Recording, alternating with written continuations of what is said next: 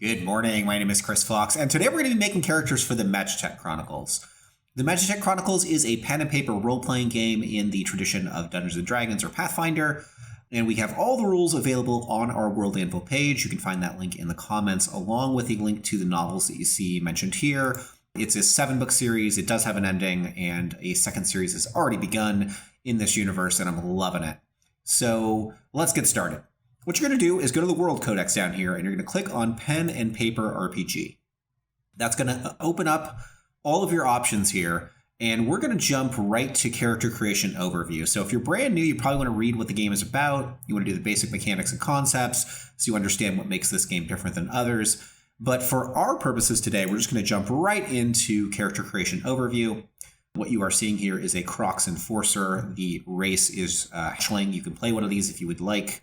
That is a spell rifle that he is holding currently.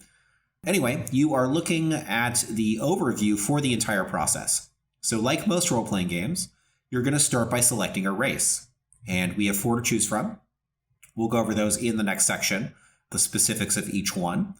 You choose an archetype and a path. That's going to be analogous to classes in most games. So if you've played at Dungeons & Dragons and you're picking a fighter, in this system, you're going to be choosing, okay, I want to be a warrior, and then once I've chosen that I'm a warrior, do I want to be a war mage or do I want to be a tech mage? So you're making a couple of different choices and sort of customizing your class. After you have chosen an archetype and path, you're going to assign your attributes. All these attributes are going to start at 2. You then have 5 points to spend, and you're going to sort of decide, what areas you might want to excel at. You can even choose to take some flaws, as you'll see later, to lower some of those attributes and kind of move points around. And we're going to go through that process.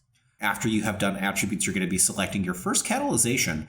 If you are a true mage, you're actually going to be selecting 2. And these are the source of your powers. These are the divine catalyzations where you've taken magic from probably the corpse of a dead god. There are other ways to get it, but in general, you are pillaging magic from the body of a dead god. So maybe you flew to the Skull of Zal, and you traveled inside and you battled your way past the tech demons and you made it to the catalyst and you came away with void magic.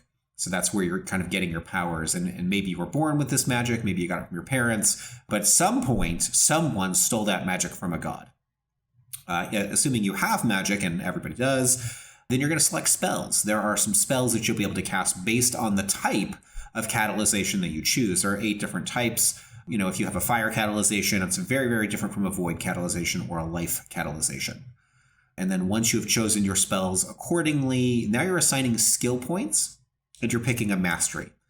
So when you're assigning skill points, they are on a rating of 1 to 5. The higher they are, obviously, the better you are at it. If you have 3 points in a skill, you are considered to be a professional. You're very skilled at that. If you have 5, you're one of the best in the world at that class.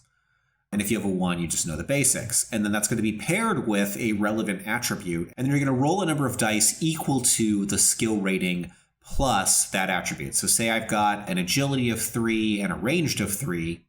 I've got 6 dice that I'm rolling, and then I'm going to be checking to see which of those are successes. And we'll cover that in a different video. But you're assigning your skill points and you're picking a mastery. And on a mastery, you succeed much more often. So normally when you roll a d6, you succeed on a 5 or a 6.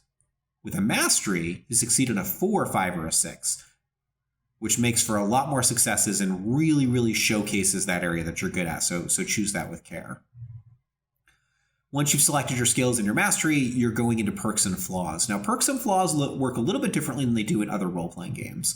Yes, they do give you abilities, but in most traditional role-playing games, flaws are something to be avoided. And what most players will do is they'll take flaws that are flaws in name only and are not designed to inconvenience them in any way. If you do that in the Magitech Chronicles, you will regret it. Flaws are a way for your character to get luck, and luck is very, very important. It's super powerful. So what you'll do to get luck is roleplay a flaw. So if I have the flaw kind of a douche, then when I'm in a social situation, if I act like kind of a douche, the GM may choose to award me a luck, which will be very useful later. So you're picking flaws that you think will inconvenience you, but will be fun to roleplay, and it's designed to sort of support that narrative drive. After you have your perks and flaws, now we're purchasing our defensives. And in Magitech Chronicles, there are 3. Brace will stop melee attacks, Skepticism will block magical attacks, and Dodge will stop ranged attacks. So you're choosing kind of where you want to allocate those points. You can't be good at everything. And so you're going to have to decide, which of these areas are acceptable to you to be maybe a little bit weaker in. Then you're going to work on your hit points and spell pool. Now, your hit points work just like they do in every other system. There are no levels to them. Having 5 hit points left is the same as having 20 hit points left. When you hit 0, you're going to drop unconscious. So the more hit points you have, the better. And this is how you calculate it. Spell pool is how you power your magic. It does come back after a good night's sleep. And when you run out of spell pool, you can no longer cast spells. So you're going to calculate those here.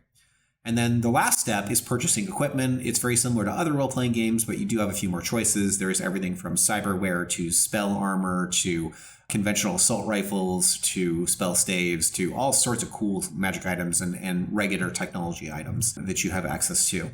So that's the whole process. That's the overview. So we're going to go ahead and jump into selecting your race, which is the first real part of character creation in the next video.